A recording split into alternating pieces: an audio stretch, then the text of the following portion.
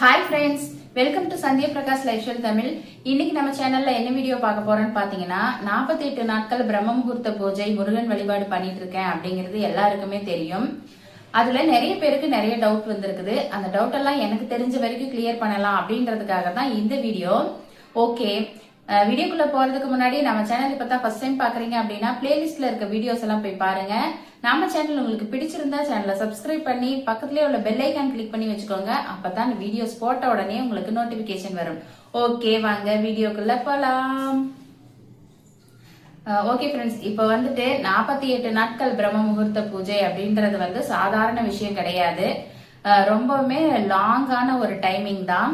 அந்த லாங்கான டைமிங்ல நம்ம பூஜை பண்ணணும் அப்படின்னு நினைக்கிறப்போ வீட்டுல எந்த வித தடங்களும் இருக்கக்கூடாது அப்படின்ற மாதிரி எல்லாம் மைண்டுக்கு நம்மளுக்கு வரும்.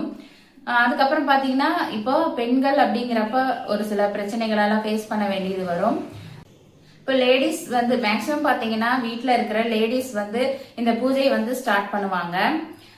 லேடிஸ் அந்த பூஜை பண்ணும்போது 48 நாட்கள் தொடர்ந்து பண்ண முடியாம போகலாம். அது ஏன் அப்படிங்கிறது, லேடிஸ்க்கு இந்த பீரியட் டைமிங்ஸ் அப்படிங்கிறது ஒரு 5 டேஸ் கண்டிப்பா வரும். 48 டேஸ் கண்டினியூஸா அந்த பூஜையை பண்ண முடியாது. அதனால அந்த 5 டேஸ் முடிஞ்ச உடனேயே நம்ம அடுத்தது எல்லாமே கிளீன் பண்ணிட்டு பூஜை பண்ண ஆரம்பிப்போம். பாத்தீங்களா, அந்த டேவை எத்தனாவது நாள்ல முடிச்சோமோ அதுக்கு அடுத்த டேல இருந்து கண்டினியூ பண்ணிக்கலாம். மறுபடியும் முதல்ல இருந்து தான் ஆரம்பிக்கணும் அப்படின்னு எந்த ஒரு அவசியமும் கிடையாது. அதுக்கப்புறம் பாத்தீங்கன்னா அது ஏன் அப்படின்னா, நீங்க மறுபடியும் முதல்ல இருந்து ஆரம்பிச்சாலுமே லேடிஸ்க்கு திரும்பவும் அந்த 48 டேஸ்க்குள்ள திரும்பவும் அந்த டேஸ் வரும். அதனால நம்ம ஃபர்ஸ்ட் இருந்து தான் ஆரம்பிக்கணும் அப்படிங்கறதெல்லாம் எதுவுமே கிடையாது. நீங்க எத்தனாவது நாள்ல முடிச்சீங்களோ அதுக்கு அடுத்த நாள்ல இருந்து நம்ம கண்டினியூ பண்ணிக்கலாம். ஓகே, இப்ப அது மட்டுமே இல்லாம நிறைய பலவிதமான இப்ப வெளியூர் போவோம். இப்ப ஹாலிடேஸ் டைம்ல எல்லாம் பசங்களை கூட்டிட்டு வெளியில எங்கேயாவது போவோம். அப்பெல்லாம் பூஜை பண்ண முடியாம போகுமே அப்படிங்கிற மாதிரி எல்லாம் நிறைய டவுட்ஸ் வரும். அந்த சமயத்துல எல்லாம் பாத்தீங்கன்னா நம்ம கந்தசஷ்டி கவசம் தெரிஞ்சா காலையிலேயே எந்திரிச்சு நம்ம எங்க இருக்கிறோமோ அந்த இடத்துலயே இருந்து முருகனை நினைச்சு நம்ம பாடலாம். அதுக்கப்புறமா நம்ம திரும்ப வீட்டுக்கு வந்ததுக்கு அப்புறமா மார்னிங் எந்திரிச்சு எப்ப போல பிரம்ம முகூர்த்தத்துல விளக்கேத்தலாம். அதுக்கப்புறம் என்னோட ஒரு பர்சனல் எக்ஸ்பீரியன்ஸ் வச்சு ஒரு சில விஷயம் சொல்றேன். என்ன அப்படின்னு பாத்தீங்கன்னா, பிரம்ம முகூர்த்தத்துல விளக்கேத்துறது இப்போ தினமுமே நாம அந்த டைமிங்ல செய்ய முடியாம போகிறதுக்கும் வாய்ப்பு இருக்கு. ஏன் அப்படின்னு பாத்தீங்கன்னா, ஒரு சிலர் எல்லாம் லேட்டா எந்திரிச்சு பழகி இருப்பாங்க.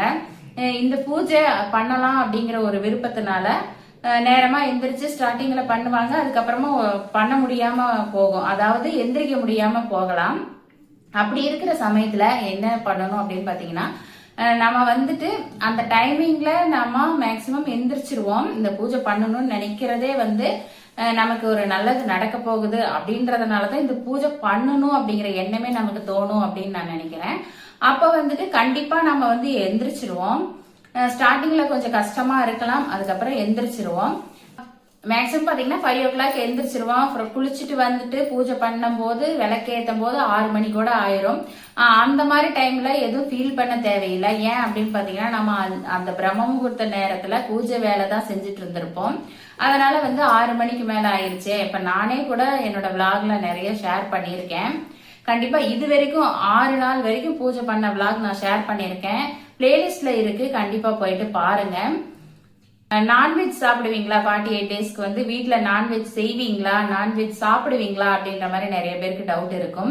வீட்டுல பாத்தீங்கன்னா நம்ம தான் பூஜை பண்றோம் அப்படின்றதுனால நம்ம நான்வெஜ் சாப்பிடாம இருக்கணும். ஏன்னா இது முருகனுக்கான வழிபாடுன்றதுனால நான்வெஜ் 48 நாட்களுக்கு சாப்பிடாம தான் நம்ம இருக்கணும்.